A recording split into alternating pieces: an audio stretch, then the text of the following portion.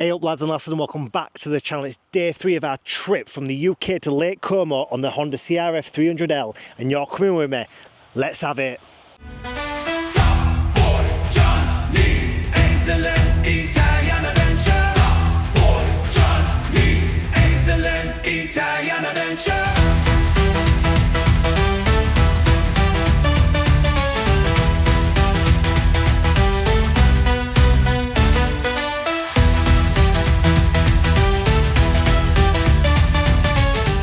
Right team, good morning. It's day 3 of our amazing adventure across Europe, and it's not that amazing at the moment, to be honest. As you can tell, I look in absolute state at the moment.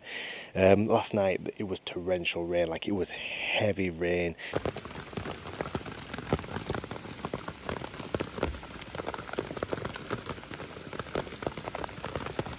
And we were camped under this tree here in the wingman of the road, the trusty wingman of the road, which I thought it was trusty anyway.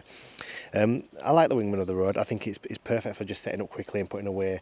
However, it just does not like rain one bit. So we had no sleep hardly. I think we maybe cobbled together, if most, like an hour and a half to 2 hours worth of sleep, worst case scenario. But the tent were leaking.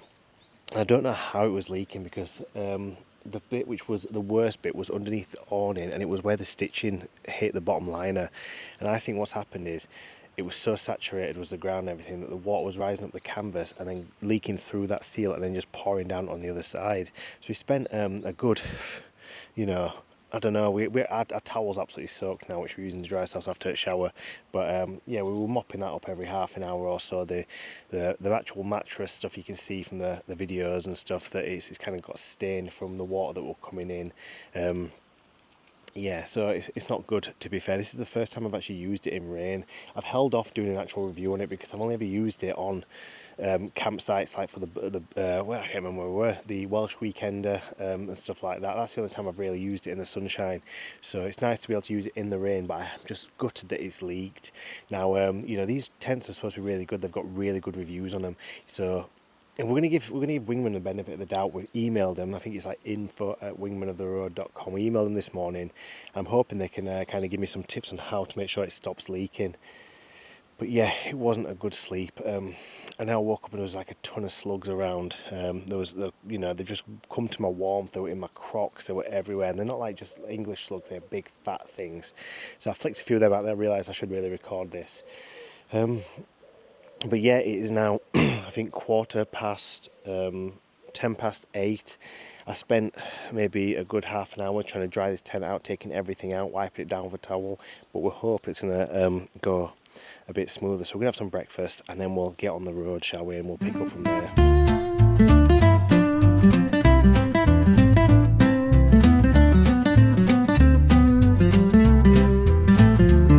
Last night my tent was soaking wet. Slugs in my Crocs you wouldn't guess. Oh non chérie, ce n'était pas un rêve. Juste la pluie et l'attente qui s'achève. Top boy's tired, I had wild wet dreams. But it wasn't girls, just soggy seams. Rêve mouillé, oui, mais pas de baisers. Seulement l'attente et la pluie pressée. Rêve mouillé toute la nuit.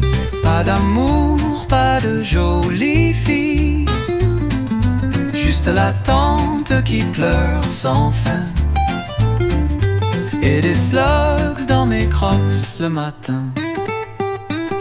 Rêve mouillé, oui, mais pas de baisers.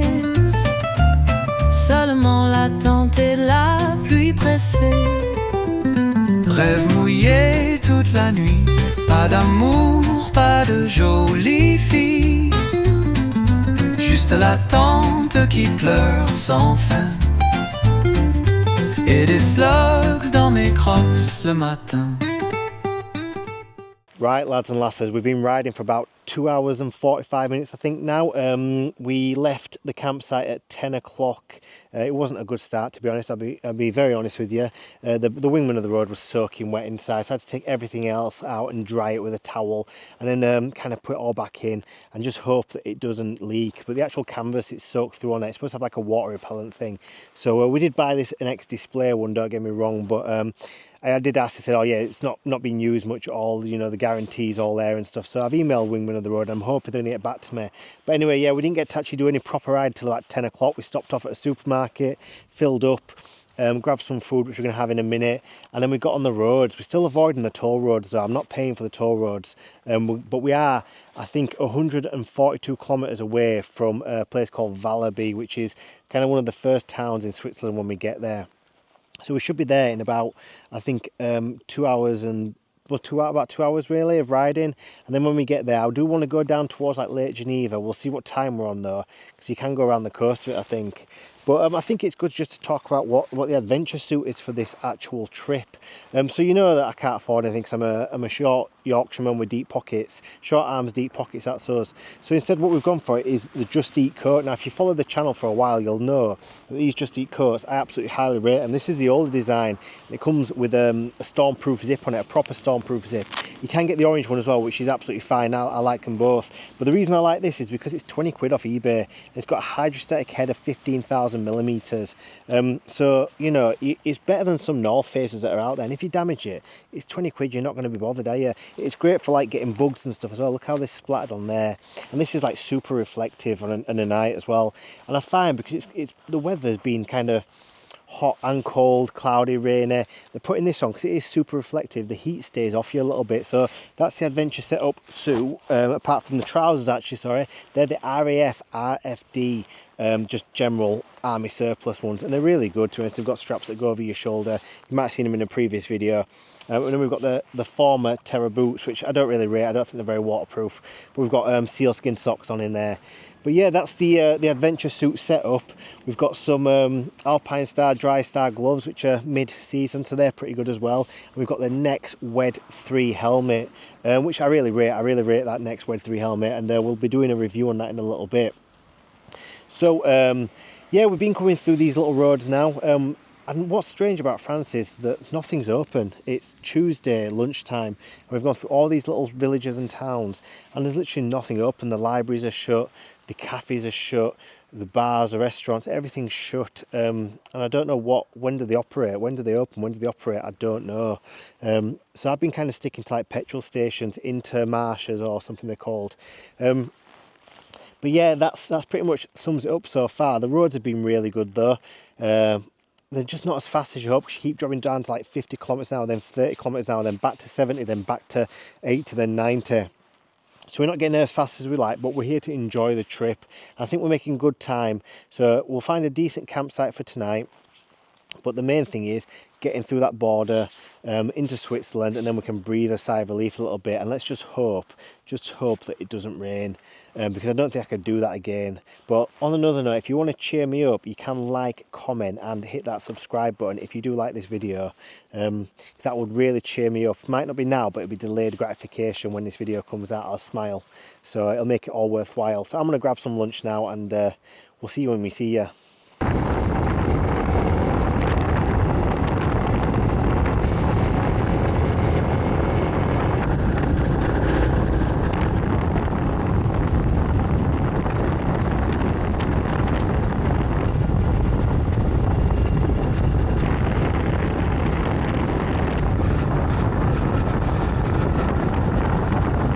So we've made it, team. We've made it into Switzerland. Now, obviously riding through France is quite boring. I don't really like France very much, you know.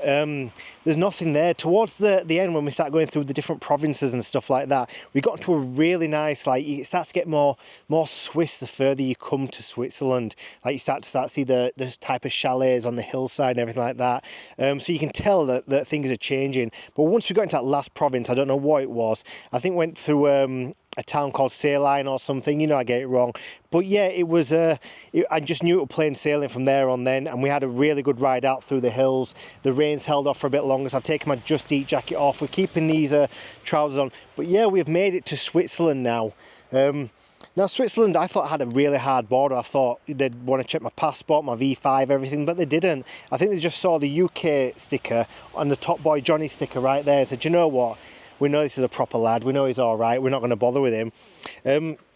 So yeah, we just kind of got waved straight through, which is quite cool.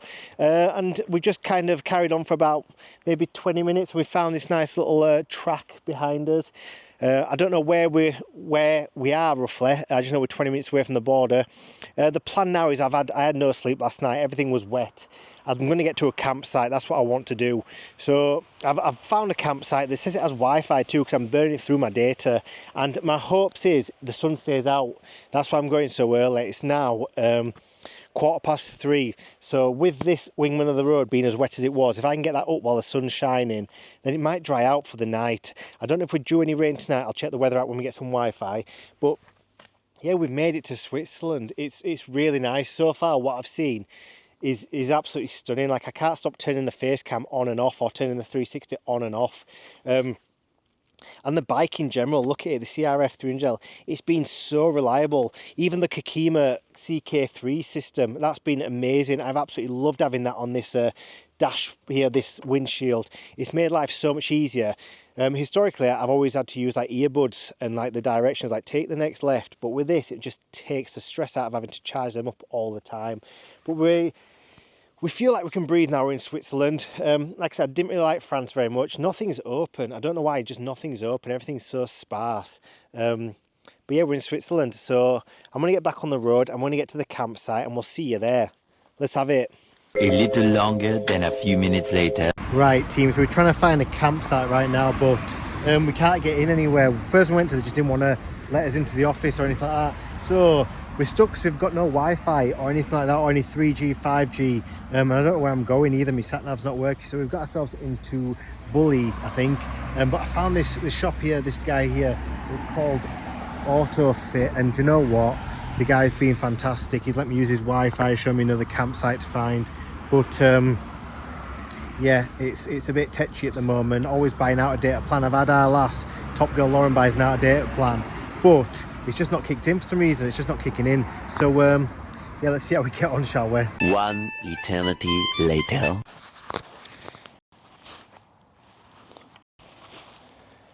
Right, lads and lasses, I've had a right afternoon.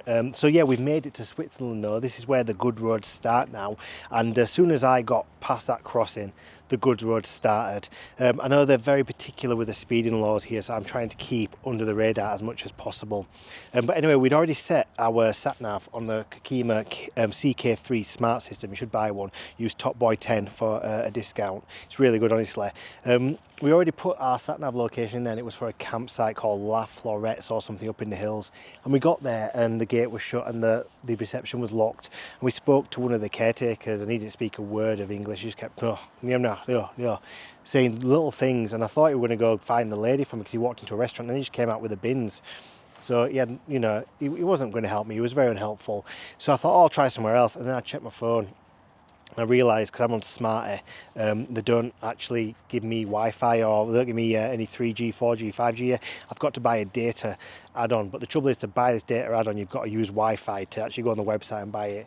So that was an absolute nightmare, and I couldn't find any Wi-Fi anywhere whatsoever, just to even find a new camping spot. So I rang up, I text Top Girl Lauren, aka the wife, who came to save the day, and she put 15 quid on my Smarty top-up, but it only gets 750 megabytes. Like, how raw is that? That's not very good at all. But it just wasn't loading on the phone, so I thought, right, I'll head into town. I head into town, and yeah, I found that motorcycle shop, and the guy in there was really good. He didn't speak any English hardly, but as soon as he heard Wi-Fi, yeah, he gave me Wi-Fi password. And so I stood outside the shop, answered a couple of emails and stuff, and then we headed off to this lovely campsite here. And it is a nice campsite, it really is. I got here quite late. I think it's now, what time is it? 20 past 6, but it's got all the amenities that I need. I could have gone on the lake, but it would have been 33 francs, but I went for this cheaper plot, which is 28 francs, because we're trying to save as much money as possible. But Switzerland is expensive. The fuel's not too bad.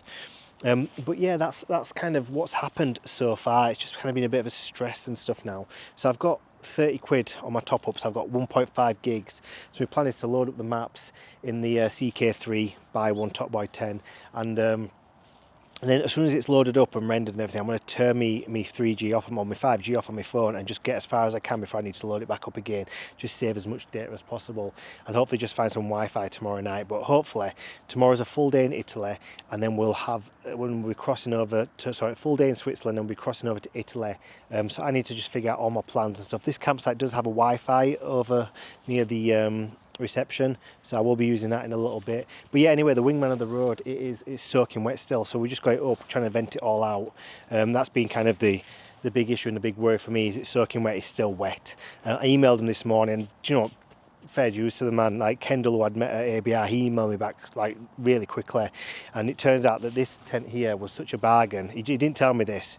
He said it was just the cheapest tent you could possibly get. I think I paid 220 quid for it. The reason why it was so cheap is because it's one of the originals, which ain't too good, to be fair. So there was a few problems they found, and they've rectified them with the new ones now. They're a bit more waterproof, the seals are a bit better.